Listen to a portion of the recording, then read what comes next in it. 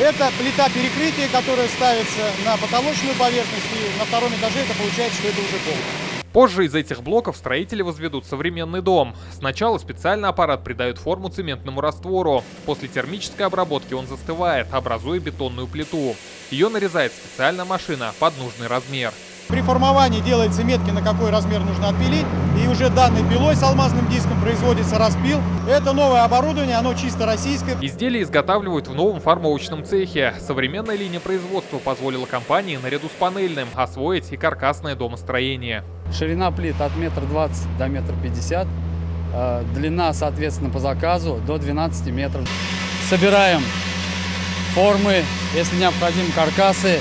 Сваи тоже новое оборудование. Железобетонные изделия завода применяют для жилого и промышленного строительства, в том числе для новой скоростной автомагистрали М12. В результате модернизации выпуск изделий увеличился на треть, снизилась и себестоимость.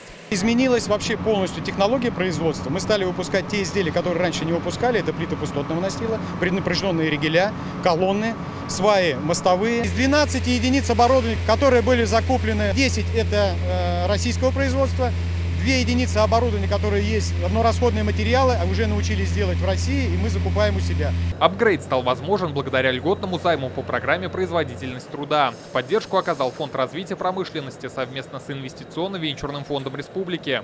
На конкурсной основе они финансируют проекты, направленные на импортозамещение и производство конкурентоспособной продукции. Займ выдается не более чем на 5 лет. Сумма от 20 до 100 миллионов рублей. Ставка от 1 до 5%. За прошлый год в республике выдано более 350 миллионов рублей. Когда проект к нам приходит, дает заявку на займ, инвестиционно-венчурный фонд совместно с Фондом развития промышленности проводит полноценную экспертизу по направлениям проекта. Это экономическая экспертиза, финансовая экспертиза и производственно-технологическая экспертиза.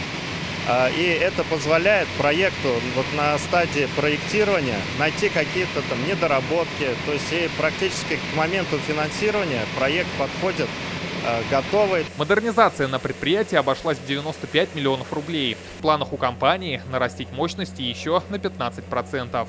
Рамиль Галиуллин, Игорь Романов, ТНВ, Казань.